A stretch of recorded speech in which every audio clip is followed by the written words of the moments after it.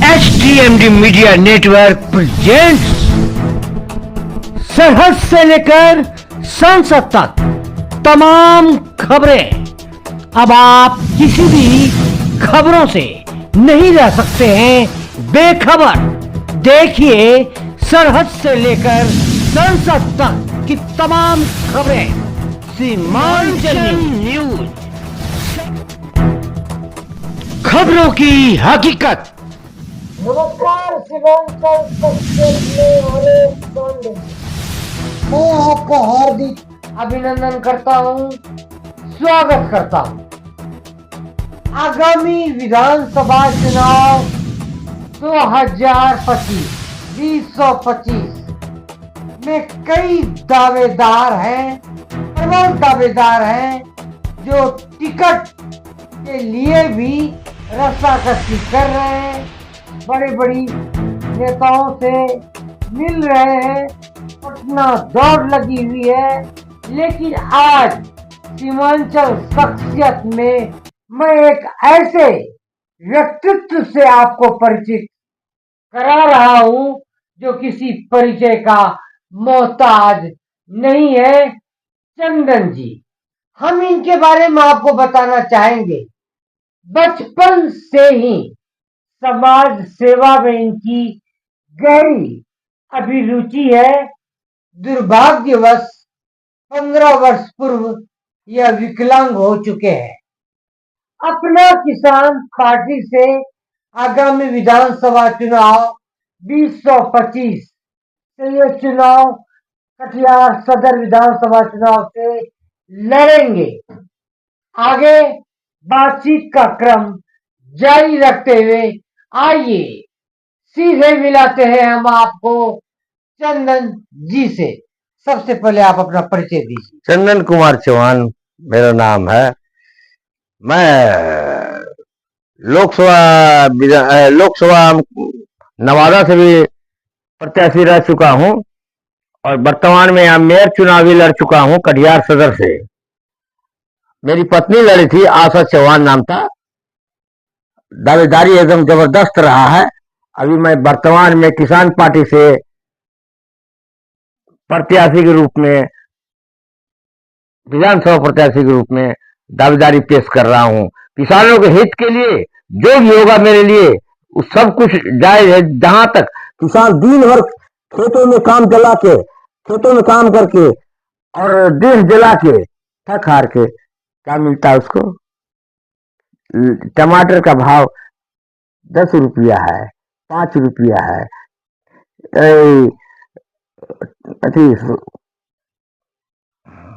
एक सवाल हम आपसे जानना चाहेंगे चंदन बाबू कि कई पार्टी, जैसे कि मुझे जानकारी मिली अनौपचारिक बातचीत में, विभिन्न राजनीतिक पार्टियों से भी आपको ऑफर मिला, प्रस्ताव मिला, लेकिन आपने अपना किसान पार्टी ही क्यों चुना? सर जरूर किसान पार्टी, किसानों से हम जुड़ा हुआ व्यक्ति, तो बचपन से किसानों के लगाव से, किसानों के हित में और किसानों के लिए दावेदारी, मतलब कि किसान के हित के लिए हम सब एड़ी चोटी लगा दिए हैं। किसानों की जो सुविधा है उसको नहीं मिल रहा है, मजबूरी है, तो उनके किसानों के लिए हम हर प्रत्यक्ष रूप से काम करना चाहते हैं कि किसान को जो होना चाहिए वो नहीं हो रहा। उनके गरीब बच्चा, लंगोटिया, वो एक बात चंदन बाबू, गुस्ताखी माफ। जैसे कि अभी देश के माननीय प्रधानमंत्री जी ने कृषि संयंत्र, कृषि के लिए कई सब्सिडी उन्होंने दी है, कई रियायतें दी है। इस संदर्भ में आप क्या कहना चाहते हैं? जिन आदमी को नहीं मिल पाता है, जो किसान हैं, रियासत जैसे लोग हैं, बड़े बड़े उद्योग, बड़े बड़े जो जमींदार हैं, उनको मिल पा रहा है, लेकिन जो गरीब मजदूर किसान है उनको नहीं मिल पा रहा है। कितनों किसान को दे दिए, लेकिन जो जमीनी स्तर के किसान है उनको नहीं मिल पा रहा है। जैसे कि मैं वर्षों से आपको जानता हूं, आप एक समाज सेवी रहे हैं। राजनीति में कदम रखने की प्रेरणा कैसे मिली आपको? सारे लोगों को देखते हुए गरीबी अस्थाई लोगों को जब देखे, लाचार लोगों को देखे, बेबुनियाद लोगों को देखे, सब देखे, तब तब देखने के बाद हमको लगा कि नहीं, हमें भी राजनीति में आना चाहिए, इन लोगों को न्याय मिलना चाहिए। आपको मालूम है आपका मुकाबला किससे होने जा रहा है? बिहार के एक तरफ बिहार के डिप्टी सीएम रह चुके हैं तारकिशोर प्रसाद, दूसरी तरफ कई दिग्गज हैं, उसमें अरे मुझे किसान पार्टी की ओर से आप दावेदारी पेश कर रहे हैं। आपको क्या लगता है कटिहार की जनता आपको स्वीकार करेगी? मुझे सब कुछ स्वीकार है, कटिहार की जनता ऐसी स्वीकार नहीं कर रही है। डिप्टी सीएम हो तारकिशोर प्रसाद हो या रामप्रकाश महतो हो, किसी की दावेदारी मेरे सामने फेल हो जाएगी, देखते रहिएगा ना। अगर चुनाव जीत लिए तो बेकार है, किसी भी व्यक्ति को हरा मेरा बाएं हाथ का खेल है। कोई भी दावेदारी पेश करे, किसी भी दावेदारी का हकीकत में तारकिशोर भगत हो, चाहे डिप्टी सीएम हो, वो चाहे रामप्रकाश महतो पूर्व शिक्षा महाराज मंत्री हो, मेरे सामने आखिर जीरो रहेंगे। इसके पीछे क्या आत्मविश्वास के पीछे क्या कारण समझ? जमीनी आदमी हैं हम, जमीन से लड़ते हैं, हम किसी का धोखाधड़ी में नहीं रहते हैं, और जमीनी आदमी रह चुके हैं हम। जमीन से लगाव है, हर तबके से लगाव है, गरीब गुरबा सारे लोगों से लगाव है। जैसा कि आप हमको इसी साक्षात्कार में पूर्व में बता चुके हैं, कई अन्यत्र जगह से आप चुनाव लड़े थे, इस बार आप कटिहार की सरजमी पर सदर विधायक के चुनाव लड़ रहे हैं, यहाँ पर सशक्त दावेदारी पेश कर रहे हैं, क्या कहना चाहेंगे? सशक्त दावेदारी जबरदस्त है मेरा, चाहे कोई भी हो जाए, आ जाए सामने सामने, एकदम जबरदस्त दावेदारी है, क्योंकि हम जमीन के आदमी हैं और हर तबके के लोगों से मेरा संपर्क है, चाहे गरीब हो, लाचार हो, किसान हो, किसी तरह के तबके से, लेकिन और लोगों का उससे लगाव नहीं है। जब आपसे मैं बहुत बचपन में मुझे लगता है कि आपसे मेरी मुलाकात हुई थी, बहुत चुस्त दुरुस्त हुआ करते थे, ये विकलांग होने की कहानी कैसे हुई?